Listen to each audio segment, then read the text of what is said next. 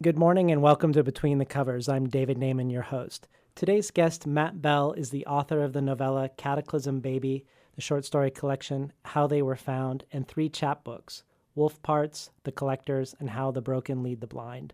Matt Bell is the senior editor at Dzanc Books, editor of the online literary magazine The Collagist, and a teacher of creative writing at Northern Michigan University.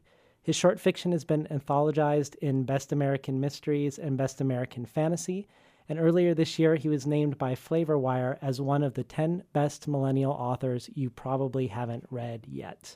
If that's true, that you haven't read him, it probably isn't true for long. Matt Bell's debut novel, In the House Upon the Dirt Between the Lake and the Woods, has been met with an onrush of critical acclaim.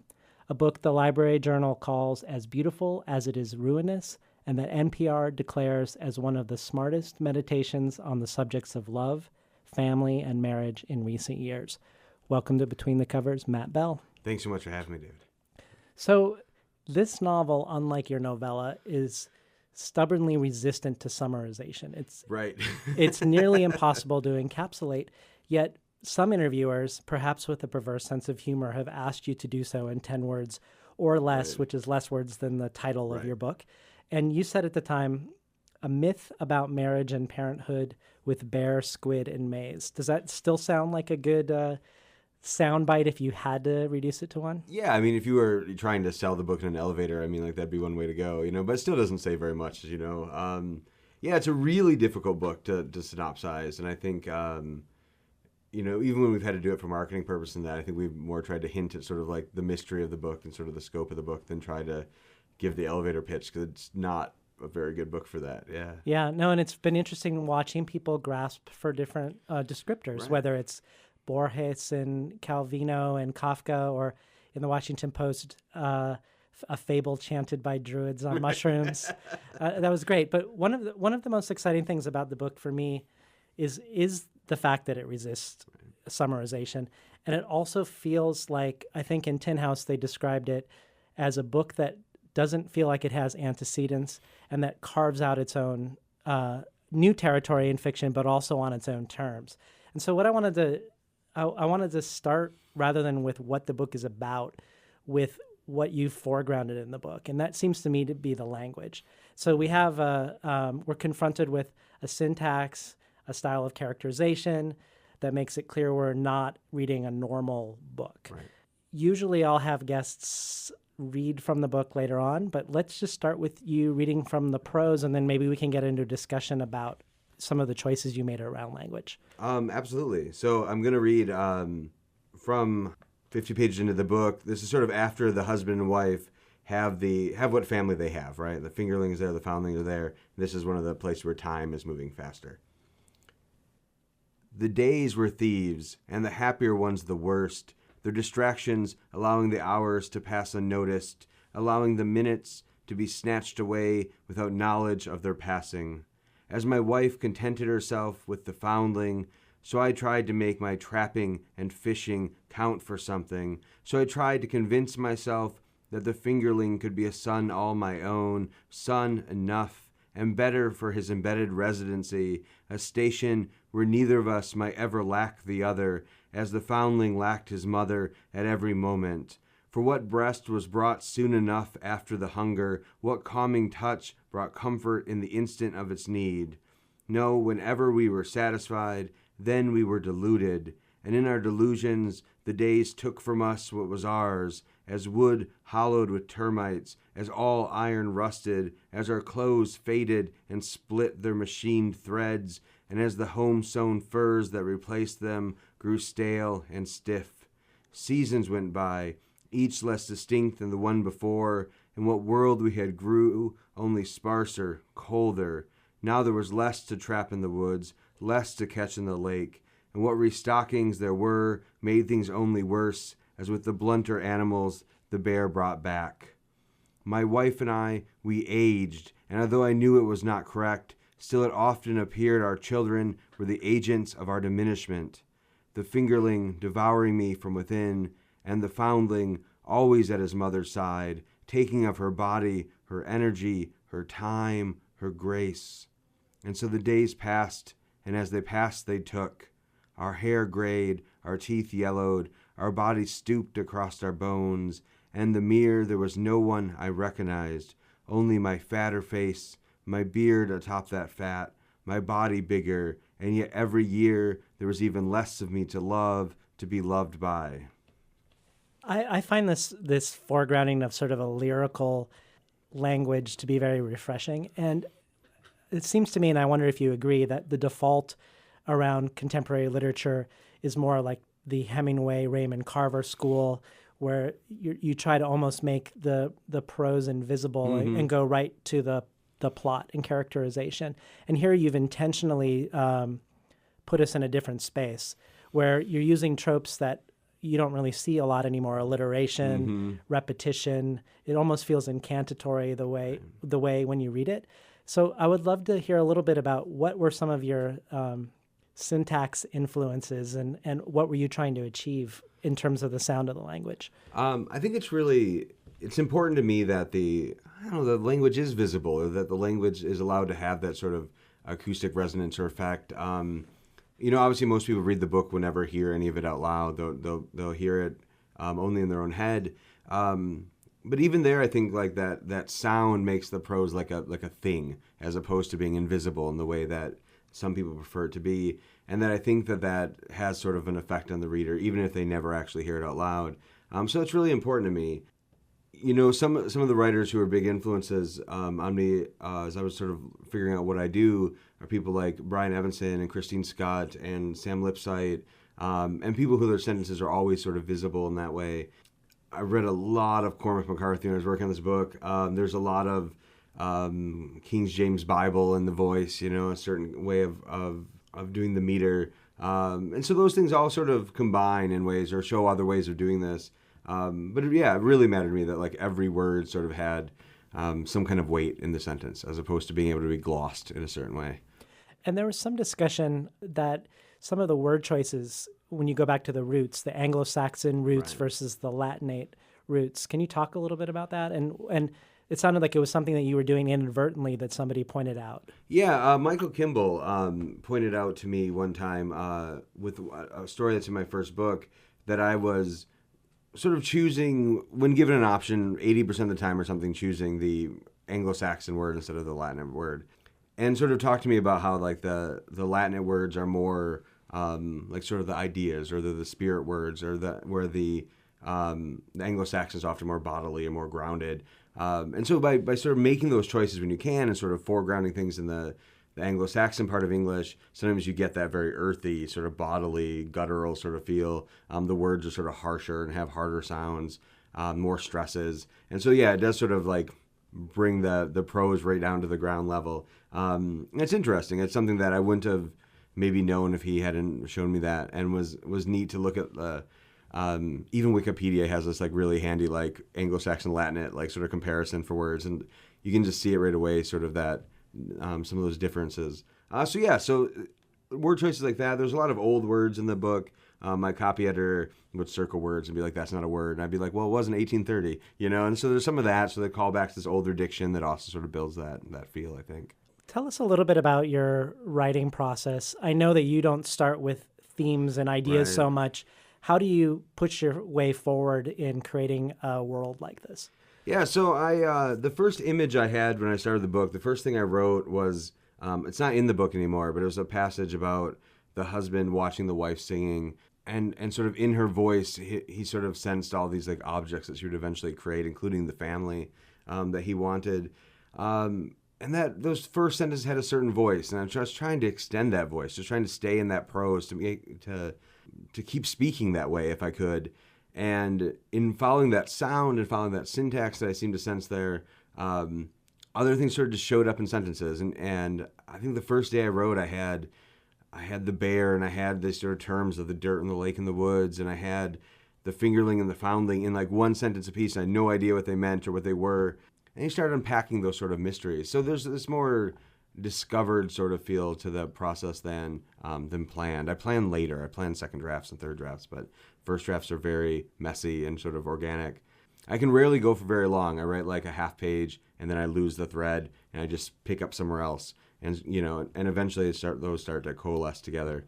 You've mentioned before the craft book, The Half-Known World by Yeah. Robert Boswell. Do you subscribe to that idea that knowing too much about where you're going is actually counterproductive to creating the narrative? Yeah, absolutely, I think. I mean, maybe not for everybody. Everybody works differently. I'm just reading the Boswell book for the first time this summer, and it seems to me it's a really smart person saying things I believe already, right? Yeah, it's really nice. Boswell just has a better way of saying it than I would. And I like that phrase, the half-known world.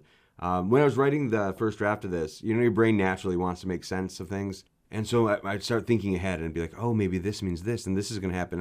I'd write out these plans, and I'd throw them away and go back to working sentence to sentence, and just let my brain have it and then ignore it.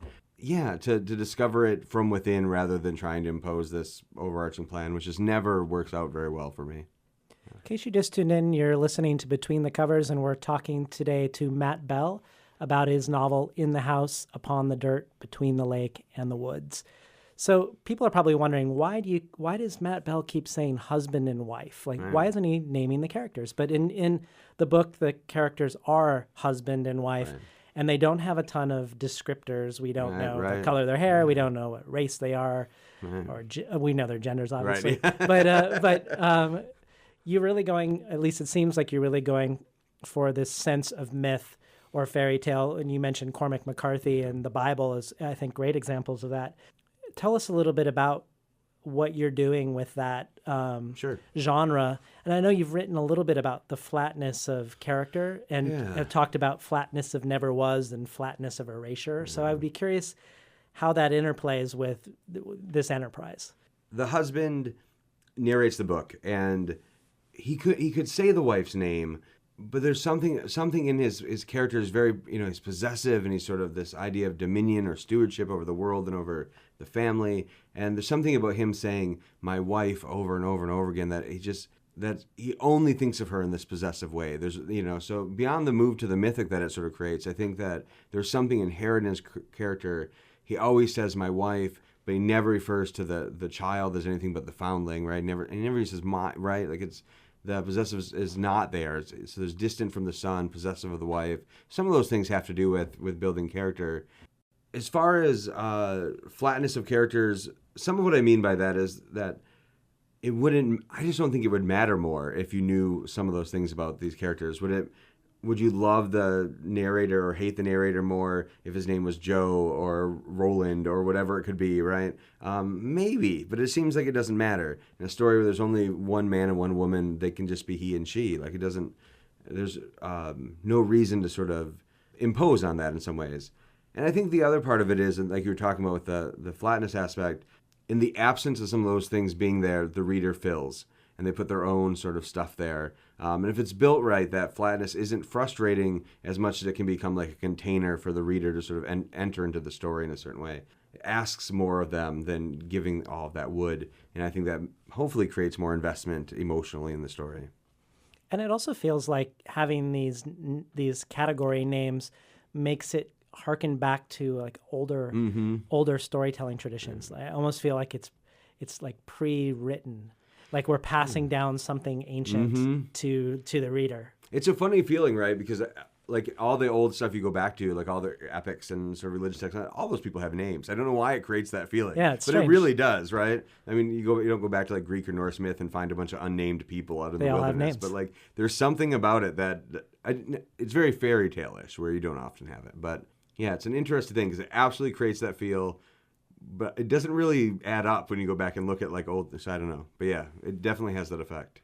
Well, let's move on and talk a little bit about the plot. So the heart of the story to me seems to be a couples off, and they have a desire to start anew, which is very universal. And they move to the woods, to a cabin by the lake, and they want to have a family, and they aren't able to. And that seems to be if not the essence of the story, the setup for the story. Absolutely. And I'm wondering for you, here we have this, it seems to me like the core is that the husband cannot adapt when he's not going to get what he wants. Essentially, he has a deep, desperate desire, and he's going to let the quest for the desire overshadow everything that he already has. Would you say that's a good description? No, I think absolutely. I think his he has this idea that the world should sort of bend toward his desires, and in this story, of course, often he can bend the world sort of to what he wants. Not well or not ultimately, but in many ways, like they sort of affect the world much more dramatically than maybe we do on an individual basis. But yeah, there's a part in the book where he talks about realizing his problem is sort of that he never really understood how to be a father, never really understood how to be a husband, only of wanting to like have a wife, to have a child. And he never, even after he realizes that, struggles, I think, to not act that way. That there's, it's an interesting character in that his arc is sort of constrained. I think he gets better in certain ways, but his core changes very little, And I think that makes him it was an interesting character to write and a frustrating character in some ways, that like there's a happier, arc for him that you could wish for that's maybe not in him to have, And I think there's a lot of tension in that. And I like that. I think it was often making the choices I wouldn't make or I wouldn't want someone to make, and out of that creating sort of some of the moral tension in the story. Another thing that the book really explores well, I think, is we all have this sense when we find a partner, want to start a family, that we're going to start anew. You're Right. leaving your other family, Right. you're starting a new one, and there's an illusion that you can reboot. Right. And so this almost feels like an attempt to create an Eden. Mm-hmm. And the book is really saying that no matter what you do with this attempt, the things that precede you will still come and haunt it. Yeah, I think that's a fair way to describe it. It's interesting because they get this way more clean of a break than we normally do, right? They just go to this new place and they build a house, and there's supposedly nothing there, right? But then there's like other people's stuff left instead. There's these other sort of entities they have to deal with. And I think that's always the case. I don't know about you, how your progression in your own life, but I know there was a time when I was 20 or 21 where I was like, I'm just going to move to like a new place and sort of like, I'll make all new friends and I'll do all this new stuff. And you immediately realize that like that's really hard and sort of impossible in some ways to just like move across, like now I live here and I have this life, and rebuilding that takes forever. That most of us are sort of buoyed by these systems of friends and family and are past in a place the way that, I don't know, how many years does it take you to learn a new city when you move to it? Like really, in the way that the one you were born in. And so, so they've given up like their history and both culturally, they have almost no culture. I mean, they're trying to live without these things, and that's not, it doesn't work, Yeah. The deepest connection I felt as a resonance with this book was the book of Genesis in the Bible, both because this has a sort of biblical flavor to it, but also because it feels like almost like in a lost apocryphal book from Genesis about Adam and Eve. So here we have, or at least people who are trying to be like Adam and Eve. There's the impulse to go forth and multiply, which is from the Bible, but also the idea of generation. And we have the wife who can actually sing things into being, can change the stars and the moon, which actually reminds you a little bit of God and what he creates on the different days in the beginning of Genesis. And even the husband has a generative aspect to him, different than the wife. Yeah. But did you see that, or did you notice that retrospectively? Especially as I was revising, and there's those ways to touch on that. To use some of that Genesis language about like stewardship over the earth and sort of man's dominion and stuff like that, I think are things to heighten. It's very interesting to me that I think the wife seems so much more powerful than the husband, sort of all the time, right? She's just able to do all these things that he can't. And he sort of never inquires about them or asks. He finds them threatening instead. That he feels like he's been sort of given this place to be in charge of. And he's never in charge of it. Like, not only is he not, inside the house he feels he doesn't have what he wants, but then in the woods there's the bear, and in the water there's the squid, and they have these sort of, he never has what he wants in that way. So it's kind of a thwarted Eden that way. And, Genesis, and God comes down and has Adam name all the animals and stuff, and sort of like, just like gives him this place. This guy doesn't get that same deal in the same way. He thinks he does, thinks he should, but doesn't necessarily get that. Yeah. Well, that's interesting that you mentioned about the wife seeming all powerful, and it feels to me that's a very, it's flipping the Genesis story on its head, because obviously Eve is conditional. God is breathing a life into the dust to create Adam, but it's Adam's rib that's creating Eve. But here, it feels like there's a primariness to womanhood Mm-hmm. in the book. So a woman obviously can create from nothing Right. in terms of giving birth, but the wife can also actually sing things into existence, where the husband can only build things that are from things that are Right. already there, Right. or kill things to create Right. food. So tell us what you're playing with gender dynamics there. Yeah, and I don't know. I mean, I don't have a plan for it necessarily. In some ways, that's what how it emerged as I wrote. You know, I don't think that I necessarily set out to say something or to have them be like avatars for an ideal or something. But it's interesting how that worked out. It's some of it's just contrast, right? Like it has to be. I think she's different than the husband in certain ways, and that's how it appeared. But I do think there's something interesting. I think that the creative difference, you know, as far as in childbirth or childbearing between men and women is dramatic and sort of a really different thing. It's an amazing difference to think about. And I think some of it in the book I think isn't. I don't know that the husband couldn't sing in the way the wife does. I know that he doesn't. You know, he doesn't know how, but that doesn't mean he couldn't. I'm not sure the wife could before they come to this place. You know, I think it's sort of hinted in the book that at least it's stronger here than it was before. There's a part in the book that I've just started reading at readings that I never had before, where they're talking at dinner and she's telling them they're first trying to eat meat instead of fish, and she's kind of telling him like the rules are different here. You know, like we can do these other things, and it's like she's figured out this way of being in the world and of creating the world you want that she's trying to give him access to, and that he just sort of doesn't even. He just refuses to see. So I don't know. Like the difference is maybe not like an overarching gender thing as much as maybe it has to do with these two people in this couple. But yeah, there is a difference in the very few characters we have in this book, where the men are sort of destroyers and the women are creators. But I wouldn't want to say like this is a book about how men are destroyers and women are creators. That's vastly oversimplifying and probably unfair on both ends. You know. Sure, Yeah. and I really think I know you weren't saying that too. Yeah, and your book feels like it definitely resists simplification. Like I don't feel like it's a transparent allegory for some sort of embedded message. Maybe it is, but I lost it. Yeah. So there's also this interesting tension between constraint and repetitive, almost infinity and form. So on the one hand, you have only two humans in the book. We have a bear, we have a squid, we have a very limited landscape. Right. And they don't go very far in the landscape. On the other hand, we have these sort of repetitive portals where we get reiterations of the original house as he goes and tries to find his wife again.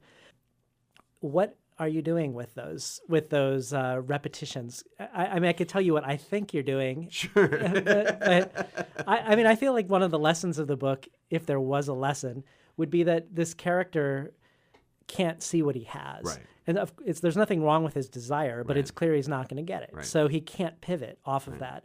And so in his journey to try to find his wife, we're seeing sort of a physical manifestation of these repetitive, non-productive thoughts. And I don't know if that's off base, but I like that. I mean, I wouldn't put it the same way, but I think there's some truth to that. I think, no, absolutely. I mean, there's at some point in the book, like, he has a wife who seems incredibly generous toward him because he's kind of a rough dude. And then he has this kid and they're raising them and things are fine. Like, you could be happy with this life. And he's just not. There's a part in the book, you remember when I was editing and my editor was just like, I love this chapter because he's just so mad at like the foundling for being a baby, right? Like he's just a kid, like every other kid, and he's just like frustrated because it's not what he wants. So I think that's part of the repetition. I think some of it is that while every marriage is unique in a certain way, they're also, I think, very similar in a certain way. Every family is unique in its own ways, but there's just these sort of things that are just part of like being a family or being a husband or being a wife, or that do seem shared. And so he keeps wanting his life to work differently, and he keeps finding another version of the life that's sort of the same, right? Partly because what he's asking for is not what you get, and there are chances for him to sort of recognize that, and he maybe fails. And some of what he eventually finds out, I think, is less that less how to make the world what he wants it to be, and more at least understanding why he's apart from what the world is, But yeah, I think that the reason we have so many, tropes and jokes about like marriage and child rearing and parenting and all that stuff is partly because some of them are like, they're true. The way that stereotypes are simplifications of ways we really are, Yeah, and the use of secrets in the book, Right. it adds another level to the myth and the fairy tale, but also feels like it rings true around relationships because both of the partners have secrets, and everything in the book has a secret. Essentially, there's a secret in the woods, there's a secret in the lake, there's a secret in the bear, and you could imagine somebody who's unable to change.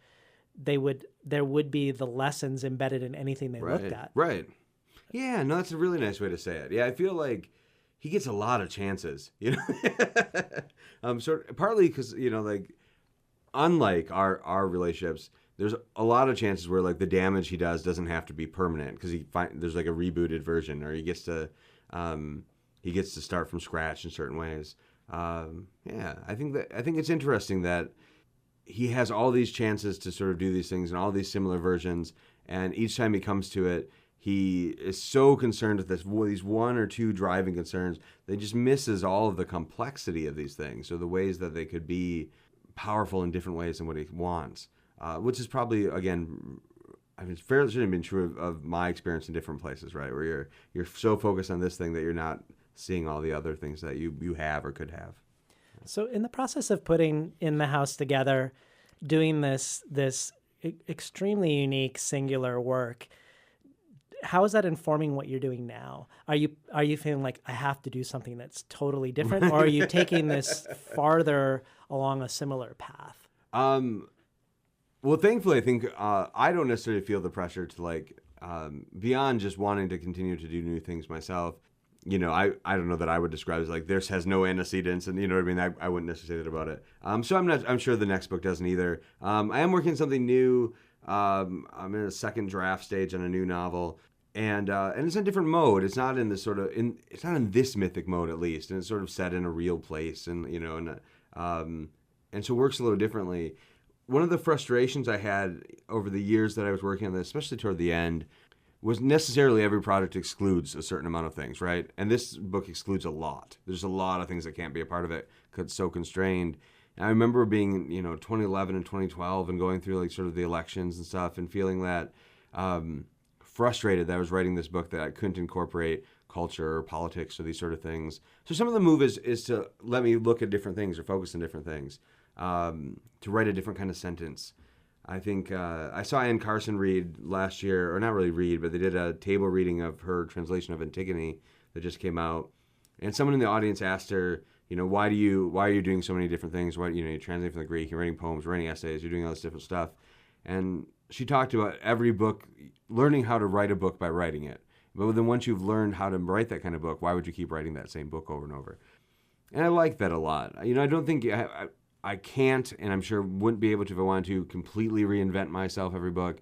But I want to learn to write a new kind of sentence. I want to learn to write a different kind of character.